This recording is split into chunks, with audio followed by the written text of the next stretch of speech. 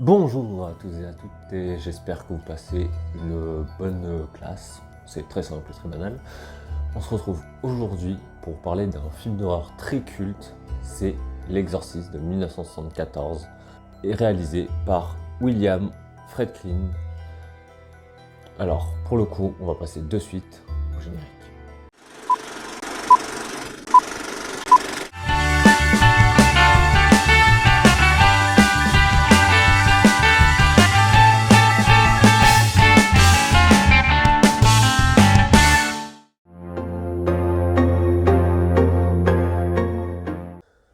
Donc, concernant le résumé de ce film mythique, mais vraiment hyper connu, si vous adorez les films d'horreur et que vous ne l'avez pas vu, je vous invite à le voir. Alors le résumé, pour faire assez simple, c'est l'histoire d'une part d'un prêtre qui est en Égypte ou en je ne sais plus quel pays. Il trouve une statuette, la statuette va être liée à une autre part de l'histoire, qui est vraiment l'histoire principale, le cœur de l'histoire, qui est qu'une actrice américaine va se retrouver avec sa fille, qui va se retrouver à être possédée par un démon et elle va devoir faire appel à des experts qui sont des exorcistes. C'est simple, c'est clair, c'est comme ça.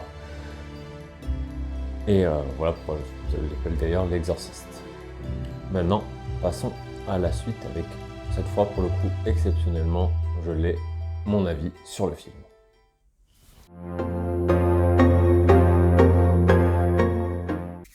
Bon, comment faire simple avec ce film? En fait, pour moi déjà, c'était un film que je devais voir dans ma vie au moins une fois.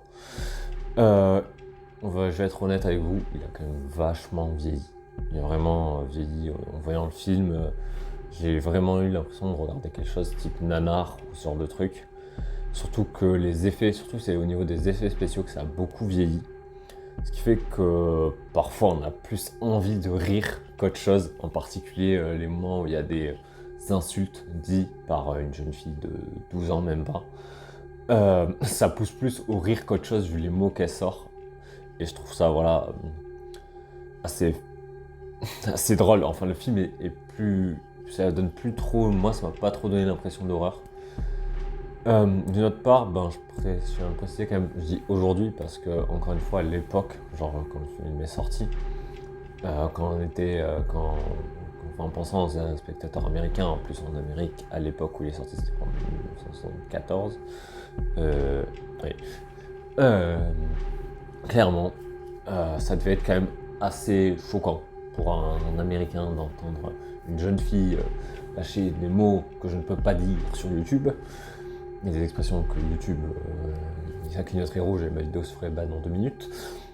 Mais clairement, c'est bluffant pour certaines choses. Et pareil, c'est aussi des traits d'aspect d'effets spéciaux qui sont très forts. Encore une fois, ça, ouais, vraiment, c'est réponse crue de la petite Regan au prêtre, à sa mère, à tout ce qui est dit, qui est assez violent en fait, mais qui marche. Bon, pour le coup, assez bien. Il y a une scène à un moment donné qui est assez impressionnante. Il faut savoir que c'est la 1974, mais j'ai vu la version restaurée, la version 2000, pardon. Il y a surtout des scènes qui sont assez cool, en particulier la scène du désert avec le prêtre, au tout début où il y a vraiment ces placements de décor. Le film prend bien le temps de te placer le décor, de te montrer où c'est. Et ça reste très intéressant, en particulier au niveau des couleurs, du désert, où à un moment donné, t'as une scène, t'as tout un désert qui passe, et t'as surtout beaucoup de sable. T'as le prêtre qui est devant, en mode il fait face à la statuette, alors qu'il y a une autre statuette dans les mers, et ça fait t'as la musique de l'exorciste qui commence, c'est incroyable. Et ça aussi, par contre, la BO de l'exorciste est très bien. C'était la petite parenthèse. Et donc, aussi un autre aspect qui a bien fonctionné, c'est, je dis que les effets spéciaux ont mal vieilli pour la plupart, mais l'effet du premier, de certains moments où Regan vomit, et ça, il y a des moments où ça a bien marché. J'étais dans une salle, donc on était rentré, c'était une diffusion auprès des étudiants, et ça a très bien fonctionné. Genre, il y a des scènes qui marchent encore bien, après que la plupart du temps, les les gens, ils étaient là, mais en fait, on est plus là pour rire qu'autre chose, et c'est vrai qu'on se retrouve plus à rire qu'autre chose devant ce film, tellement les mots sont crus de Reagan. Pour le coup, j'ai voulu quand même continuer sur le même concept, c'est-à-dire vous trouvez des anecdotes. Je sais qu'il y a beaucoup de vidéos qui sont sorties sur les anecdotes de ce film, mais je vais voir, on va voir si les anecdotes sont nouveaux ou si vous ne les connaissez pas. On part de suite avec un petit essai. Allez, c'est parti pour voir un petit spécial travelling. Ce n'est pas un travelling d'ailleurs. Attendez, mon retour. Ce n'est pas un travelling, j'ai dit une bêtise. Mais c'est une petite façon de faire une steadicam, beaucoup mieux.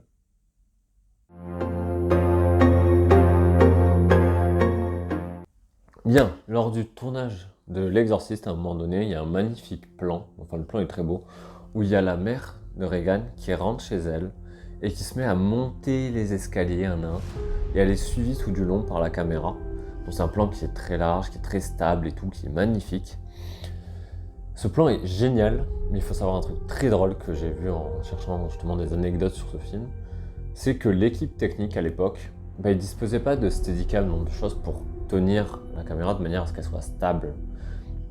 Et là, je trouve qu'ils ont conçu un dispositif mais juste génial. Pour ceux qui ne l'ont pas juste compris, la steadicam c'est juste un procédé, quelque chose de très technique qui permet de maintenir ta caméra de manière à ce qu'elle reste stable. Pas que quand tu as une caméra en manuel, elle va avoir souvent tendance à trembler. Enfin, tu trembles, tu es un être humain. Et donc la steadicam permet de te garder les plans à peu près les plus stables possibles.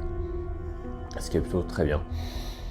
Donc, pour rendre cela fluide et efficace, ils ont fait quelque chose, c'est qu'ils ont mis le cadreur sur une chaise. Ils ont essayé de faire une chaise avec triptyque, là pour le coup je vais vous mettre les images, elles sont géniales.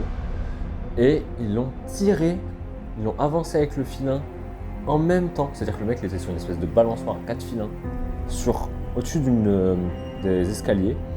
Et eux ils tiraient le fil ils l'avançaient en reculant, je crois avec la petite chaise, en même temps que lui il cadrait la mère de Regan qui montait. C'est un truc d'assez dingue parce que quand même le mec qui cadrait, il était assis sur un truc à peu près stable. Il était là avec la caméra. Ok, c'est bon, c'est parti. Mais bon, c'est vraiment, je trouve cette anecdote géniale pour ce point de vue-là. Ils ont quand même réussi à recréer, et ça c'est un truc qui se retrouve beaucoup en amateur, de recréer des systèmes pour avoir des plans travelling, un plan fluide, mais sans avoir le matériel qu'il peut avoir. Et ça, c'est cool. Tant qu'on est sur les mouvements de caméra, il est temps aussi de vous parler d'une autre scène avec un mouvement de caméra.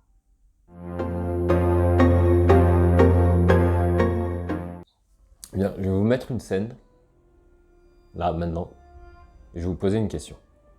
Comment est-ce qu'ils ont fait? A.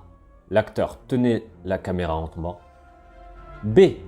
L'acteur est enfermé dans une boîte avec la caméra. C. L'acteur chute littéralement avec le technicien, mais est retenu par des filins. Je parle du technicien, pour le retenir par les filins. Allez, je vous laisse 3 secondes. Et oui, c'est la réponse B. L'acteur, il était enfermé dans une boîte, littéralement. Ils avaient posé la caméra en face de lui sur la boîte. Je vais vous mettre la vidéo en même temps pour que vous compreniez du making-of. Et l'objectif, genre vraiment, il tenait. Et en fait, ils ont voulu donner cette impression de chute de l'acteur, mais en suivi. Et bon, le risque, c'est que justement, si tu faisais tomber avec le technicien ou que le mec tombait avec une caméra professionnelle, ça coûte assez cher. Donc on va dire que c'est une sacrée prise de risque s'il faisait ça. Déjà que là, ça a été une prise de risque si le système cassait. Mais voilà, hein, c'est un plan risqué. Et je trouve ce plan assez sympa quand on le connaît au making-of. C'est-à-dire que quand on le voit dans le film, on est là, waouh, impressionnant. Quand on voit le making-of, on se dit quand même que l'acteur, il a passé je sais pas combien de temps à répéter une scène, il est tombé sur sa chaise en même temps que le cadreur. Mais en fait, ils n'avaient pas le choix que de faire le cadre, le laisser tomber, remonter, regarder le cadre, le laisser tomber. Donc je trouvais ça très très drôle. Maintenant, je vais vous parler d'une scène, par contre, pour le coup, d'un making-of de la scène, où ça part un peu plus en cacahuète. Allez. Bon, pour le coup, celle-là, c'est un petit interlude assez fun, franchement, histoire de s'aérer un peu l'esprit. C'est lorsqu'on voit la scène de tous les objets qui sont jetés dans la pièce. À un moment donné, il y a Reagan qui s'énerve, et il y a plein de vent, il y a plein d'objets qui sont jetés sur la pièce. Et je trouve ça très drôle en fait, c'est qu'en fait, il y a l'équipe technique qui avait posé les caméras à des endroits spécifiques. Ils ont lancé la soufflerie. Et en fait, après, ils avaient des rails, on les voit sur le making-of, des espèces de rails, et ils lançaient comme ça les objets, un à un, enfin, plusieurs à la suite, quand ils arrivaient, ils faisaient... Et ça se projetait sur le mur, et tu vois ça sur le making-of, c'est incroyable de se dire qu'ils ont monté ça comme ça, et c'est un lancer de mur complètement tout du long, ils lancent des disques et tout, c'est avec des rails, c'est-à-dire qu'ils envoyaient le matos comme ça sur les rails, et en même temps, tu avais la caméra qui filmait avec tout le dispositif. Et en plus de ça, ben ouais, ils ont ajouté une souffleuse pour faire un effet de vent, ce qui est vraiment très très cool. Moi franchement c'est une scène, elle est cool à voir franchement dans le film. Mais en dehors de ça, cette scène et tout, il faut savoir qu'il y a une petite anecdote, je sais pas si elle a été racontée, mais lorsqu'ils ont refait le film, il y a eu des scènes, en particulier un son qui a été perdu.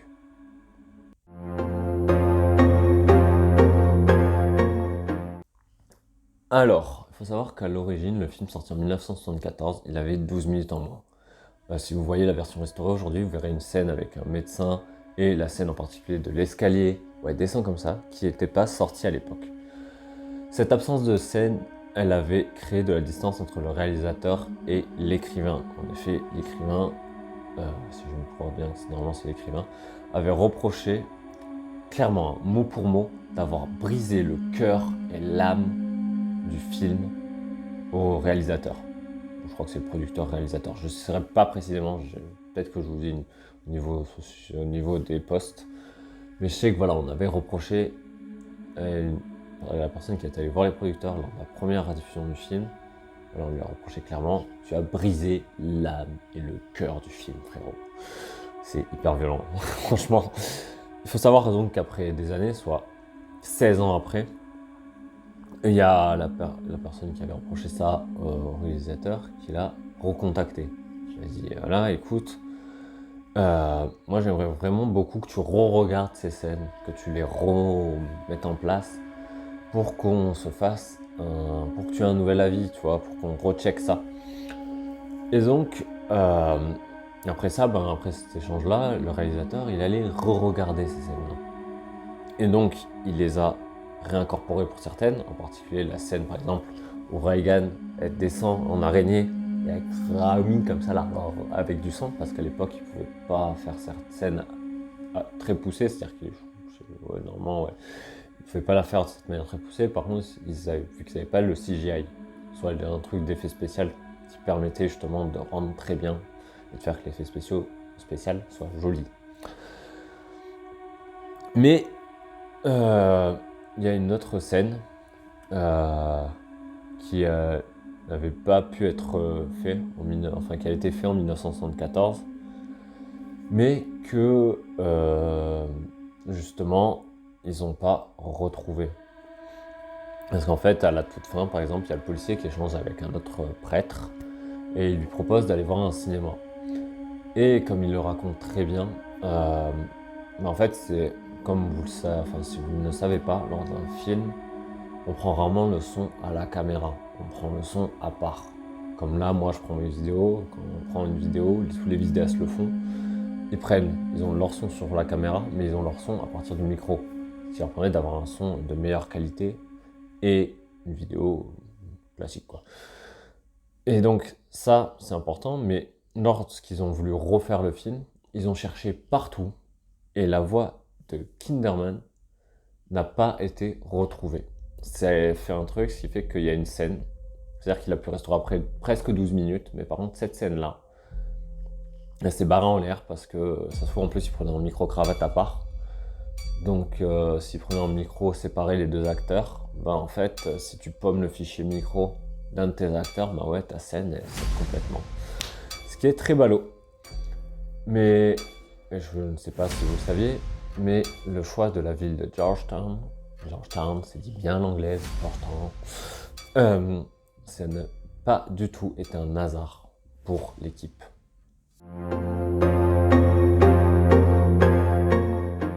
Comme je l'ai dit il y a quelques secondes, et oui, la ville qu'on voit au début et même tout au long, c'est la ville de Georgetown aux États-Unis. L'équipe technique et en particulier le réalisateur, ils ont choisi cette ville car selon eux, la présence des structures baroques du XVIIIe siècle donne un air de Salem à la ville, mais mais aussi ça le met en rapport avec aussi des structures modernes. C'est-à-dire qu'au tout début, vous avez un plan qui part de l'université de Georgetown, qui est une université qui est justement en style très baroque, très ancien, un style très vampire, un peu dark, quoi. Tout ce style un peu baroque qui est très rattaché à l'ère victorienne, donc très rattaché à une ère gothique. Donc l'ère qui fait fantasmer tous ces récits un peu sombres, parfois avec ces pierres sombres. Et de l'autre côté, ben justement, il y a la maison de Reagan et de sa maman, qui est dans une structure très moderne. C'est donc un lieu qui est paradoxal et atypique, mais en même temps très fort parce que Salem, démon, esprit, sorcier, esprit, possession, on revient à Reagan et tout ça dans une ère moderne avec un croisement. Et donc, c'est là à quel point on voit que rarement, dans un film, de toute façon, rarement, rien n'est fait par hasard. On ne choisit pas une ville par hasard. Dans la ville, il y a quelque chose qui est recherché et qui est obtenu. Et c'est bien le cas ici. Et c'est ça aussi d'ailleurs, que cette ville, elle a tellement été marquée qu'il y a un élément de la ville qui va être retenu. Vous n'êtes pas prêts pour l'élément, je vous le dis de suite.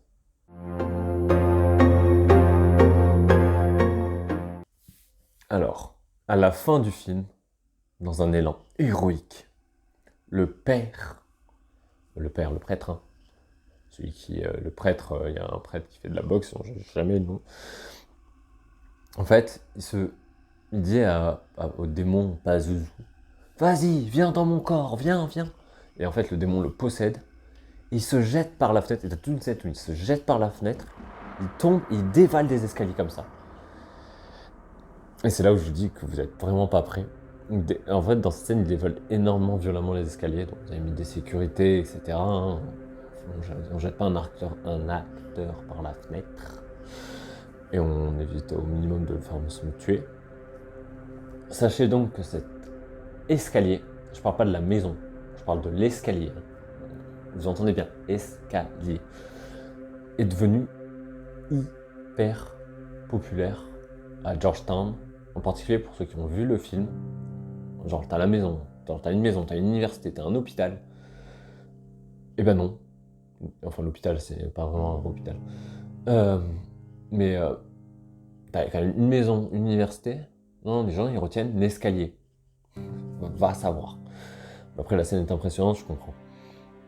Mais l'escalier est devenu tellement célèbre, à tel point, mais vraiment à tel point que c'est dit lors de l'interview de l'actrice qui joue Reagan, qu'il y a des personnes qui lui ont ramené en dédicace, non pas une photo genre d'elle en exorcisme, non pas un truc, non, il lui a ramené la photo de l'escalier où le prêtre était tombé pour signer.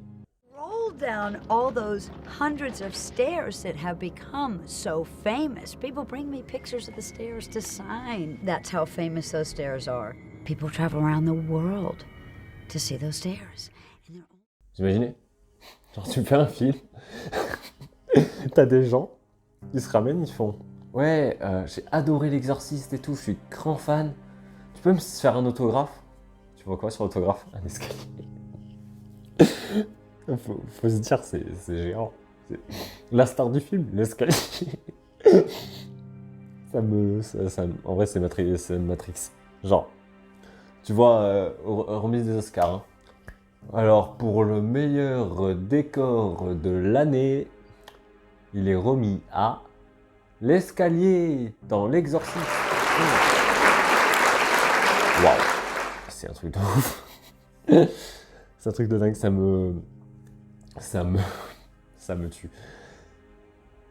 Voilà, c'est tout pour la vidéo sur l'exorciste. Si vous en doutez, c'est que là je suis devant mon ordinateur, alors pas du tout sur la séquence de montage. Donc j'espère que cette vidéo vous aura plu. Comme d'habitude, les prochains sujets de vidéo vont venir. Alors, je suis toujours sur le projet de court-métrage qui avance à son rythme habituel, un rythme nécessaire, qui devrait peut-être pas trop tarder à sortir non plus parce que je le prémonte en même temps. Donc ça avance assez vite. Et voilà, c'est tout pour l'exorciste. Moi, tout ce que je peux vous souhaiter, c'est une bonne continuation, continuer d'aller au cinéma, continuer de créer des choses, continuer de faire du neuf et avec de l'ancien et de l'ancien avec du neuf. Continuer de créer et de penser. C'est un truc qui est génial et qui est nécessaire dans ce monde. Moi, sur ce, je vous dis à la prochaine. Allez, tchuss.